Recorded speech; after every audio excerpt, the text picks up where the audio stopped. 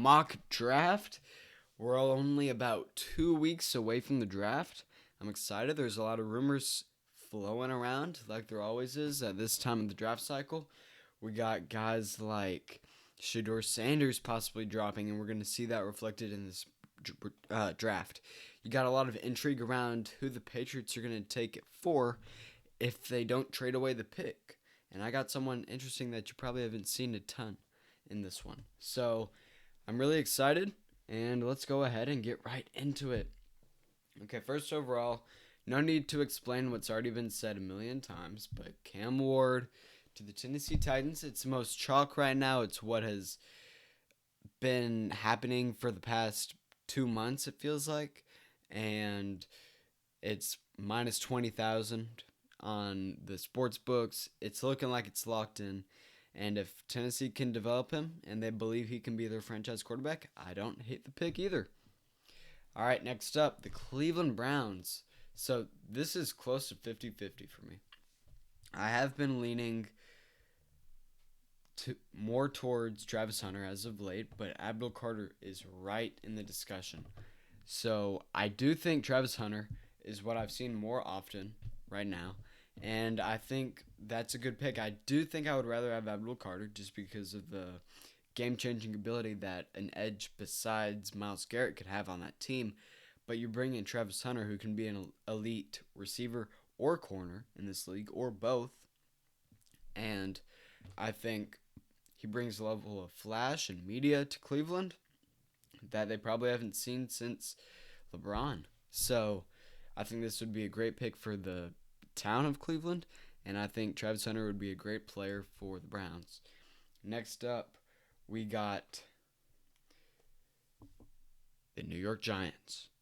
And Abdul Carter is going to be the pick here because he's just the best player available. Him and Travis Hunter, in my eyes, are the two best players in this draft, and then there's a little bit of a gap. Abdul Carter brings game-changing ability off the edge, and it's a group that's already pretty good for New York, and if you add Abdul into that, you get Kayvon Thibodeaux, Brian Burns, and Abdul Carter all together. And Kayvon Thibodeaux has not been the best. He hasn't quite lived up to expectation. But I think if you add in a guy like an Abdul Carter, I think that can heighten his potential and he can maybe live up to some of those expectations that were set for him in previous years with other guys by his side, and he can be more fresh for every rep. All right, now the Patriots. There are a lot of potential things that could happen here. And let's just go through some of the scenarios. You have potential for Will Campbell. That's what most people have had, I believe. You have potential for Armand Membu down the board. You have potential for Mason Graham. I've seen Ashton Jeanty pick up some hype here. But the guy in the end that I think will go here is Jalen Walker out of Georgia. I think he embodies the defensive physicality that the Patriots want. I was a real doubter that Jalen Walker would go super high earlier in the cycle because he is a 6'2" guy who was brought in as an off-ball linebacker, played off-ball linebacker for the majority of his career at Georgia. He wasn't the best off-ball linebacker, and then he went to the edge position, and he was pretty good. And I was thinking, well, we've seen this before. He might just be a tweener.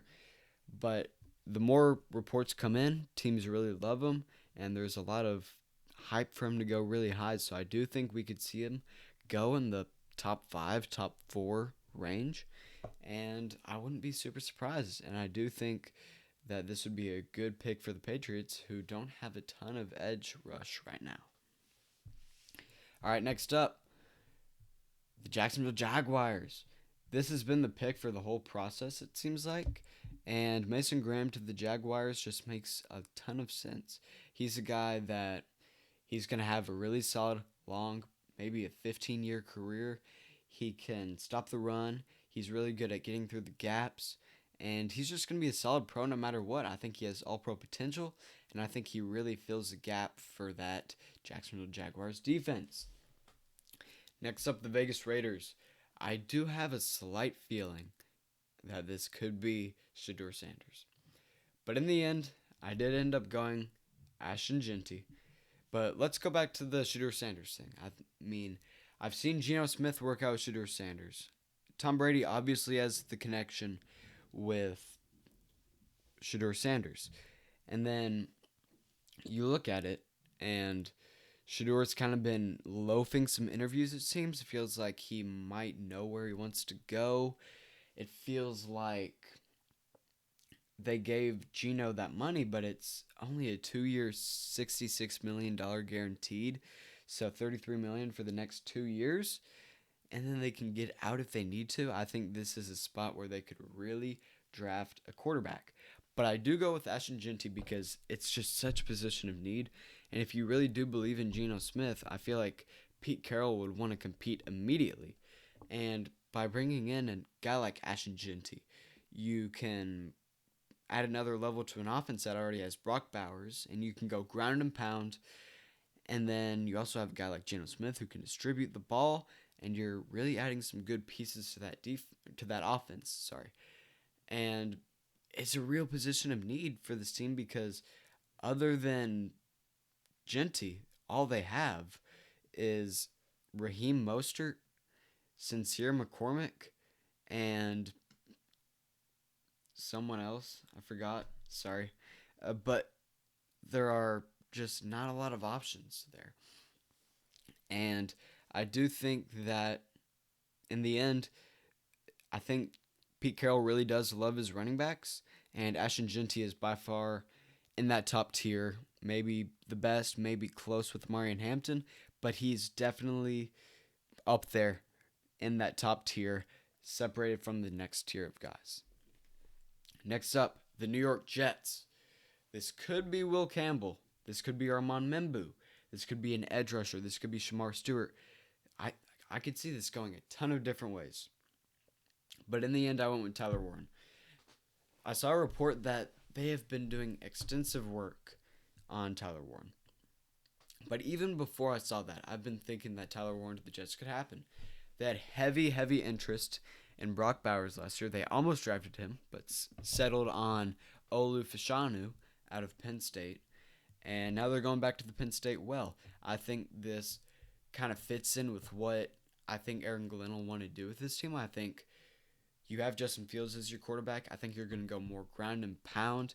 And Tyler Warren can be a bowling ball. He can be that Gronk-style tight end. He can be a big, brawling mauler at the tight end position. And I think he can really add a level to this offense that we haven't seen. And I think that can really bring this Jets team to the next level, especially on the offensive side. Now, they do need a little bit of help, a little bit more depth on the defensive side, but I think Tyler Warren is the last remaining true blue-chip prospect in this draft, and I think you just take the best player available, and it's a position of need for the Jets. Next up, the Carolina Panthers. I think they would be really sad if the top two non-Abdul Carter defensive players were off the board, and those are Jalen Walker and Mason Graham. I think they really have their eye on either one of those two guys, but if they do not go there, there's a few potential guys that could. I was thinking about Tedero McMillan because the Panthers really need a X-style receiver to help Bryce, and I could see them going that direction. But defense is such a dire need on this team that I really do think they will go in that direction. And I thought about possibly Shamar Stewart here. He's got the measurables for sure. But in the end, their GM's a former linebacker. I think Jahad Campbell is special at that position. He's really great off the ball, but he can also do stuff with the pass rush. He can blitz really well. He's a guy who really translates to the next level, and I think he can be that field general guy on that defense, and he can be the cornerstone of this rebuild on the defensive side of the ball for the Panthers. Okay, next up, the New Orleans Saints. This could be a controversial pick, but the New Orleans Saints are going to go quarterback here, and it's not going to be Shedeur Sanders. It's going to be Jackson Dart. I saw Todd McShay do this as well, And I was thinking about this before as well, but it kind of just makes more sense for the Saints if they're wanting to take a quarterback here for it to be Jackson Dart. And the stars are kind of aligning for them to take a quarterback. I mean, you bring in Kellen Moore, obviously a former quarterback in the league, as your head coach. You have Derek Carr, who's not great. He's going to need surgery that might keep him out for part of the year. And you're in bad salary cap space. So if you can get a young, cheap quarterback, that might be the move right now. And Jackson Dart fits in more with what traditionally he has had, Kellen Moore. He's used to the bigger bodied, mobile guys. Obviously, Jalen Hurts last year has been the most success, but to a lesser degree, Justin Herbert when he was with the Chargers, Dak Prescott when he was with the Cowboys. These bigger guys with big arms, which is not what Shedeur Sanders is. And I think Jackson Dart does have some processing issues, but who better to fix that than a former quarterback in the league and Kellen Moore? All right, next up, the Chicago Bears. I really do think I've been putting this before it was a popular pick. Before I saw other people doing it, but I do think Amarian Hampton is going to be the pick here. I think you look at what Ben Johnson did with Jahmyr Gibbs in Detroit, and I'm not saying that Amarian Hampton is a similar player to Jahmyr Gibbs because he really does have a different play style, but he's just as much of a playmaker as Jahmyr Gibbs is. Amarian Hampton's a little not as shifty, not as quick as Jahmyr Gibbs was at the college level, but he's more of a brawler, a bruiser, but he also has that speed and he can get to the next level. And I think you combine that with DeAndre Swift and you got a nice 1-2 punch there.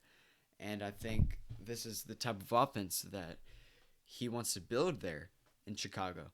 And then you're looking at a team that has pieces like a great offensive line now after what they did on the offseason. You have guys like DJ Moore and Roma Dunze as receivers on the outside, and then you have Cole Kmet as your tight end, and then you'll have Amarian Hampton and DeAndre Swift as your running backs. That's a dangerous team, and they can really do stuff on the offensive end if that's the direction they decide to go. All right, now the San Francisco 49ers. I've been putting this as offensive line for a while now, and I don't see that changing. I think you have a guy in Armand Membu who's really been climbing up the boards as of late, and I think he's just the best value available. I didn't think before this that offensive linemen would slide out of the top 10, but in this situation, defense is a little more pushed up. Two quarterbacks go in the top 10. You got Tyler Warren going up there, and that kind of pushes some of these other guys that you thought would go in the top 10 naturally out of it. And I think Armand Membu slides right into that San Francisco team. You can either sit him behind Trent Williams if you want to help develop him, or you can slide him in at right tackle or guard. He's really flexible. I think he can go a multitude of different directions, and I think he can really help reset the San Francisco team that lost a lot of guys in the offseason, including guys on the offensive line. Next up, the Dallas Cowboys. I think this pick makes a ton of sense here. I think Will Campbell he kind of embodies a cowboy with he's already Southern, he's got the accent, and then you just lost Zach Martin, an all-pro Hall of Fame guard, to retirement, and now you're bringing in a guy in Will Campbell who was a great tackle in college, but really best profiles as a guard in the NFL. And I think he would be happy to play guard for the Dallas Cowboys. I think this is a team where the offensive line is one of the most important things. I think the trenches really help Dallas, and I think you slide in another guy here, and I think Will Campbell has all-pro potential as a guard. Next up, the Miami Dolphins. This is a team where a lot of people are screaming offensive line, but you look at that cornerback room, they do not have any good guys outside of Jalen Ramsey, really. You got some questionable guys in the nickel. You don't really have a strong boundary guy other than Jalen Ramsey. And I think pairing Jalen Ramsey with Will Johnson could be a lethal combo. I think Will Johnson, he played really, really well his sophomore year. And you had people looking at him as a potential top 5 pick in this draft. But this year was a little more inconsistent. He had some injuries, and he's been pushed down the draft board. He's also not quite as fast as you would want to see from a typical cornerback coming out of college. He's a guy who is slower, and you don't see it on tape, though, because he's really instinctive, and he makes the plays. That's why he has so many pick sixes. And it's not like he's super slow. He's a 4.5-ish guy. And yeah, that's not going to match up against guys like Xavier Worthy. But I think this is a guy who can profile well as a true boundary and can lock down people in the league. Next up, the Indianapolis Colts. This has been tight end for almost the whole process for not only me, but for a lot of other people. If Tyler Warren's not here, it's usually Colston Loveland, but I'm going to go in a different direction this time because the guy in Shamar Stewart is available. And if we know anything about the Colts GM, it's that he loves his athletes. And oh boy, is Shamar Stewart one of those. He's 6'5", 270. He ran like a 4.44, I think. Or no, not that fast. He ran a 4.6 at that size.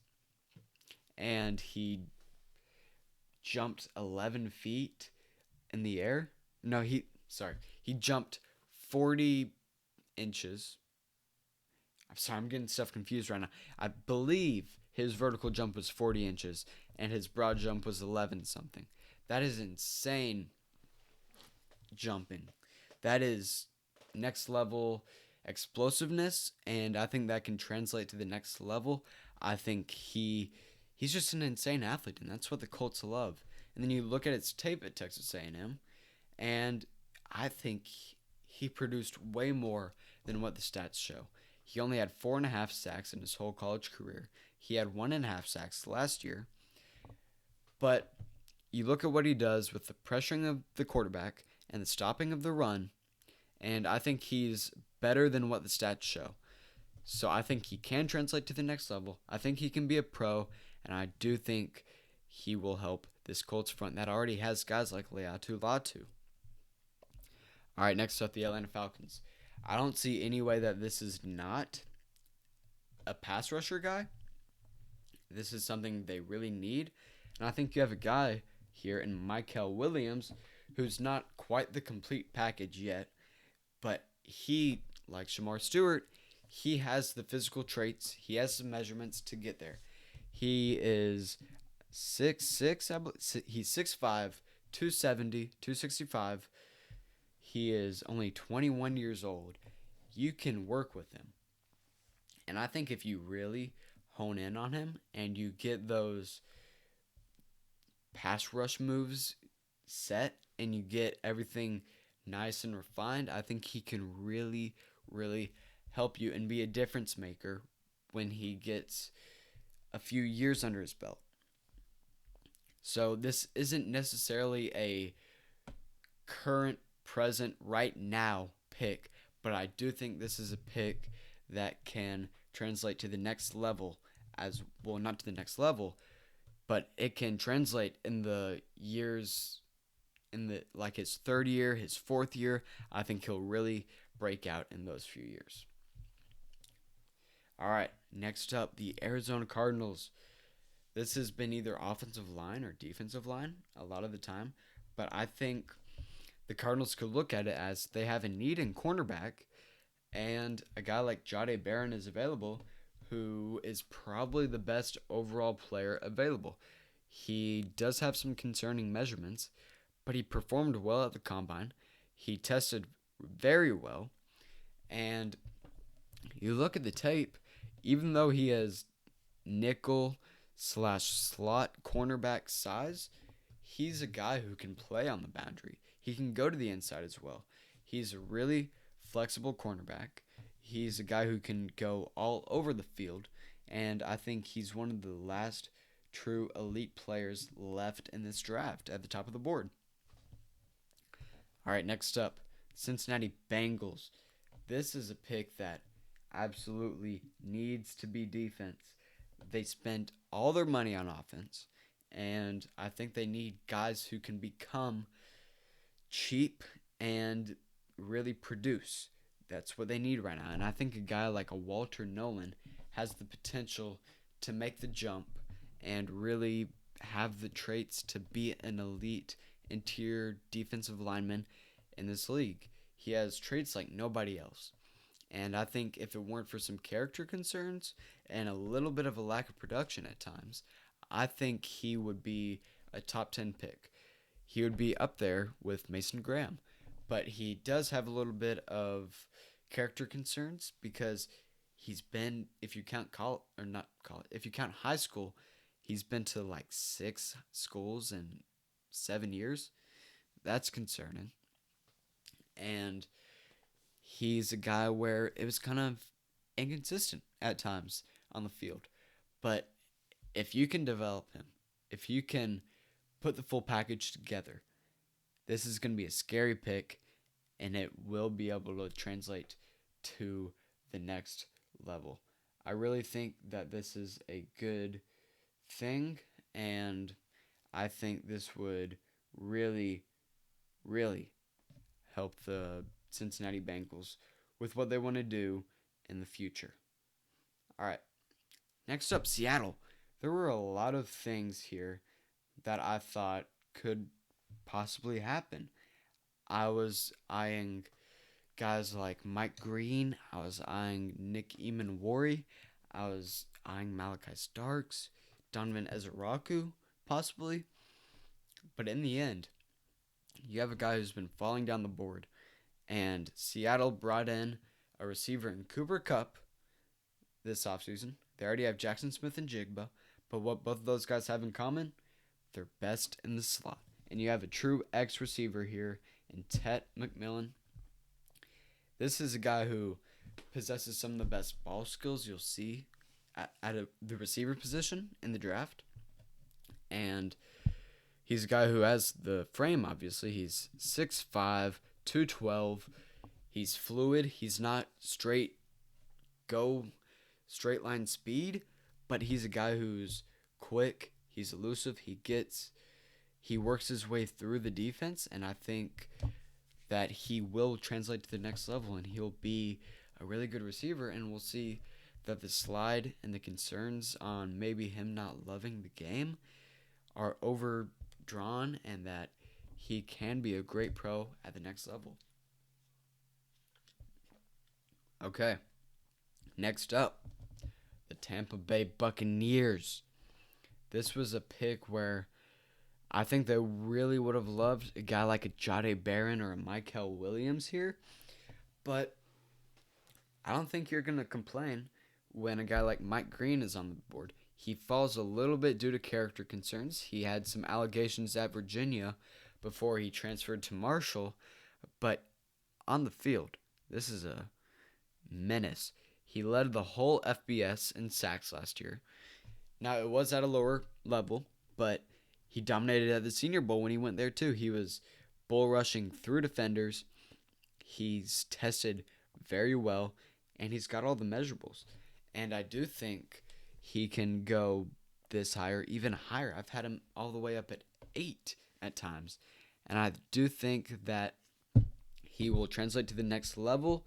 I know I've said that a lot, but I do think his athleticism and his skills can get him to those high stats and help him really help this team with Tampa Bay. Sorry, I had a weird wording there, but yeah, let's just move on.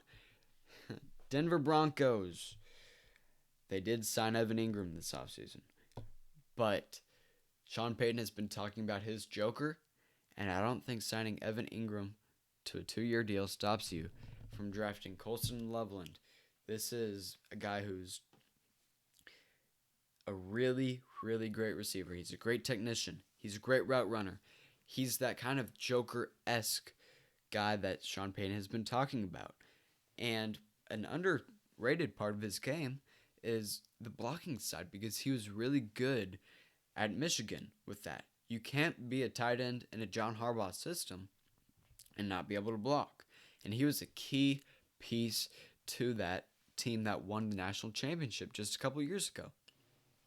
He did have a little bit of a downtick in production last year, but I mean, look at the quarterbacks. You're dealing with guys like Alex Orji as your quarterback, Davis Warren, Jack Tuttle. You didn't have a lot to work with there in Michigan.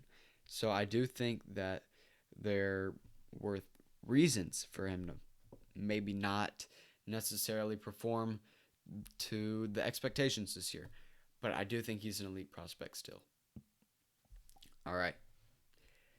The fall ends. Shedeur Sanders is off the board to the Pittsburgh Steelers. This is a team that desperately, desperately needs a young quarterback. And they haven't been willing to do it other than Kenny Pickett, and that didn't work out. But now you're bringing in a guy in Shedeur Sanders who processes the game.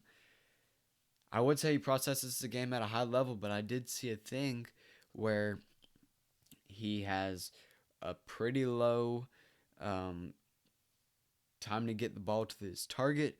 He passes the ball at the line of scrimmage a lot, so there are concerns with his processing. But I think you look at the accuracy, you look at the composure at times, you look at the late game situations. I think he has ice in his veins when it comes down to those 2-minute situations. And he's a guy who can, I think, develop to that next level. If he can really start to comprehend the game at the next level, I think he'll be able to help a team like a Pittsburgh really elevate them and be able to get over that hump of not being able to find their franchise quarterback. Next up, the LA Chargers. This is a team that desperately needs another receiving option. I do think they would have gone Colson Loveland, John Harbaugh's guy, if he were still available, but he's not. And I do think there is a very good receiver that's still on the board, someone who many people have thought could maybe even be the wide receiver one in this class, and that's a speedster in Matthew Golden. It's almost a little weird to describe Matthew Golden as the speedster, even though he did run a 4.29 at the combine. That's not what he was at Texas. He wasn't in the Xavier Worthy role. He was a guy who, he was the route technician on Texas. He was the guy who got in and out of his breaks. He was really consistent throughout the whole year.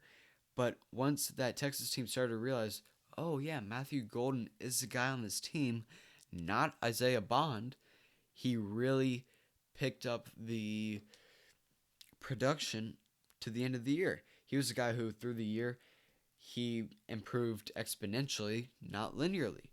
He was a guy who really came on as the season ended, and I think you see some of those pro traits, the route running, the breaks, the speed that we've seen, and I do think it'll really help this Chargers team. It'll add a level of stretching the field, but also a reliable target for Justin Herbert.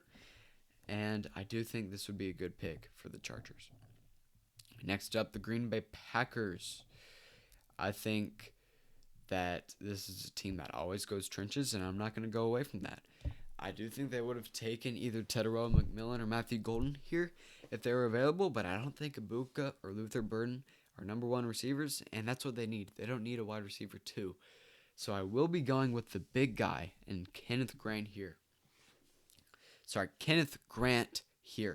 He's a guy who has been really consistent at Michigan, and he's a beast.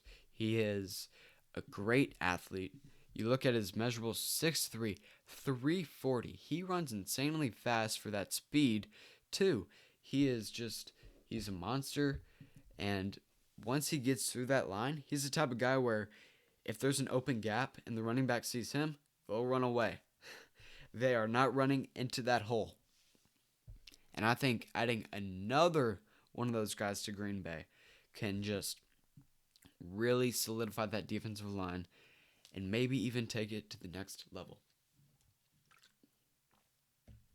Minnesota Vikings. This is a trade this is a pick that I fully expect to be traded away. The Vikings only have 4 picks in this draft. They need more, and they don't have a lot. But if they do pick here, Malachi Starks is a perfect fit for this team. He is a guy who really was great in his sophomore year at Georgia, but kind of tapered off in his junior year, and he didn't have the year many expected. He was probably up there with the top 5 picks at the beginning of the process, but what he still has, he has the processing skills. He's a very, very instinctive safety, and he's a guy who can really help just be that safety valve at the top of the defense, and he's not going to let guys get past him. He's going to be a guy who can make the plays. He reads and reacts really well. He sees the ball, and I do think he can help this Minnesota Vikings team and this Mike Flores defense. All right, the Houston Texans. They have a dire need for offensive tackle after trading away Laramie Tunsil to the Washington Commanders for a second-round pick. And I think you go with the Texas kid and Kelvin Banks Jr. And this is a guy who's just a monster of a human. He is, not a monster, but he's pretty big. He's 6'4", 320 pounds, just turned 21. And he's a little raw at times. He demonstrates a little bit of inconsistency, but he did win the award for best offensive tackle in college football last year, I believe. And he was great at times, or not at times. He was great for most of the year for this Texas team. Where you did see him struggle, though, were against those truly, truly elite edge rushers. What I'm really thinking of are those two Georgia games. When he had to go up against Mykel Williams and Jalen Walker, he struggled. And that's a little concerning, and that's why I think he dropped from being up there with Will Campbell as a top tackle at points in this cycle to dropping down to the tier below those top 2 guys in Armand Membu and Will Campbell. But I do still think he's a very, very solid tackle that will go in the first round. All right, the LA Rams. This is one where I could see it going a bunch of different ways. I could see them going Shedeur or Jackson Dart absolutely if they're still available, or if they get to a spot where they feel comfortable trading up for one of those guys. I hope it's not Jalen Milroe. I hope to God it's not Jalen Milroe. But I could also see it being an offensive tackle. Josh Simmons is available. I could see it being a tight end if Colston Loveland were available. I could see it being a cornerback like a Maxwell Harrison. I could see it being a receiver like a Luther Burden. But in the end, I just think Josh Simmons makes too much sense. This is a team where, as an LA Rams fan, not the best offensive line last year. There were times where Stafford could barely stay on his feet, and I do think that adding a guy like Josh Simmons, who was maybe the top tackle in all of college football last year before getting injured, can add another level to this team that's already lost a couple of offensive linemen this year, notably Jonah Jackson. They lost him to the Bears. So I do think that adding a guy like Josh Simmons, probably to put at the right tackle spot opposite Ulrich Jackson, I think that can be a very, very solid pickup. Next up, the Baltimore Ravens.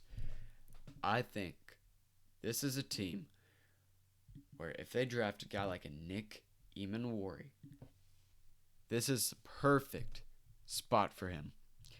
Now, I know you already have Kyle Hamilton, but Nick Emmanwori, where he would thrive, is under great development and being able to play 2 high safeties, not 1, because I don't think that's where he would thrive. And who better to put him at a 2 high safety look with than with Kyle Hamilton? Imagine having Nick Emmanwori and Kyle Hamilton as your safeties, nobody's stopping that. And Nick Emanwari has the athleticism to be more than just a safety. He has the traits to really come down into the box if he needs to make those big hits, to really just make a big difference on the defensive side of the ball, and players will be scared to get hit by this guy. And I think he brings a lot to the table, and if he develops into his full potential at that athleticism that he has with those traits, it would be scary, especially in combination with a guy like Kyle Hamilton. All right, next up, the Detroit Lions. I do think this will be a spot where they get someone opposite Aiden Hutchinson. And I think Donovan Ezeraku, even though he's only 6'2", I think he fits into that mold. I think he brings some of that culture to Detroit more than a guy like a James Pierce Jr. would, who, if you're looking purely at tape, maybe is the more impactful player. But he's also more of a delegated pass rushing guy. And I think Donovan Ezeraku can stay on the field a little bit longer than a guy like James Pierce. He probably would start out as a designated pass rusher early, but I think he has the potential to really grow and become more. He's only 6'2", but he fills out that frame pretty well at 250. He's 21 and a half. He can, I think he'll just be a great fit outside of Aiden Hutchinson, and that's all I can say right now. I think he just adds a level to that defense that they need. They need a guy opposite Aiden Hutchinson to help rush the pass. That's something that they have lacked in the last few years, and I think when you're looking at it, that's more what they need right now. All right, and we're going to have a little bit of an edge run, I guess, because James Pierce Jr. is coming off the board to the Washington Commanders. This is a spot of need. They don't really have much at this spot. And James Pierce Jr., he's not quite a three-down guy, but he is an elite designated pass rusher. He was projected to be the number 1 overall pick at the beginning of this draft cycle before the college football season started. And then on the field, he didn't play a ton. He was in a Tennessee defense that cycled in a lot of guys, and he was always fresh. And that affects the evaluation some. And then there were also some character concerns that were brought up. I'm not so sure about his love for the game. And I think we've seen a little bit of a drop for him because of that. But I do think, from what I saw, he's elite. From what I saw, when I was looking at him before the season started, he really embodies the power, the speed, the finesse that you want to see from a true pass rusher. And I do think he can really fill out that role with Washington. All right, next up, the Buffalo Bills. Derek Harmon. This is a guy who's really rose up draft boards because he has great production. You look at his stats from last year, he had 5 sacks. He had a lot of tackles. He just made a difference in the game. And he's 6'5", 310. And I think he helps this Buffalo Bills team because you put him besides a guy like an Ed Oliver on a team that's lacking a little bit of pass rush, and then you're getting 2 pass rushing defensive tackles who can also stop the run, and you're really plugging up that inside, stopping those inside type of running guys, and I think that can be a really, really valuable piece to a defense. All right, we're in the home stretch. The last 2 picks, the Kansas City Chiefs, are up next, and they will be taking Tyler Booker, the guard out of Alabama. This is a team that desperately needs more offensive line help. We saw that in the Super Bowl where they got destroyed by the Philadelphia Eagles defensive line of terror. And I think you got to start at that guard position. And tackle's not great, but you did sign the backup from San Francisco to a relatively big deal for a backup. You expect that he can be the guy if you have him paid that much. And then I think Tyler Booker can slide in that Joe Tooney role. And I think from what I've heard, he loves the game. He's interviewed really well, and I think he can bring a level of passion and culture. A buzzword right there in culture, but I think it's true. I think he would help this Kansas City O line. And you look at his play at Alabama, and I do think it was very, very solid. Final pick of the first round. This came down to two people, if I'm going to be honest with you, Gray Zabel and Nick Scorton. And in the end, when I think the Eagles, I think defensive line. I think they have a little bit more of a need at the defensive line right now than the guard spot. I think Kenyon Green can be a good starter, and they did trade away a key cornerback for him, for Kenyon Green. So I do think that Nick Scorton fits in the best here. Nick Scorton is a guy who's big. He's 6'5", 265. He's a guy who really had a lot of production. He had 7 sacks at Purdue.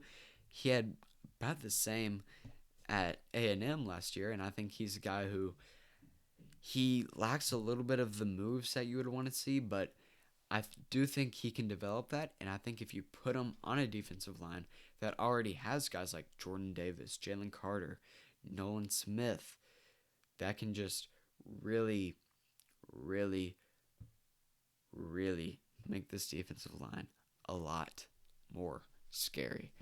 Okay, thank you for watching. I know that was a lot, but I'm excited for the draft, man. And yeah, less than 2 weeks away. I'm excited. See you later.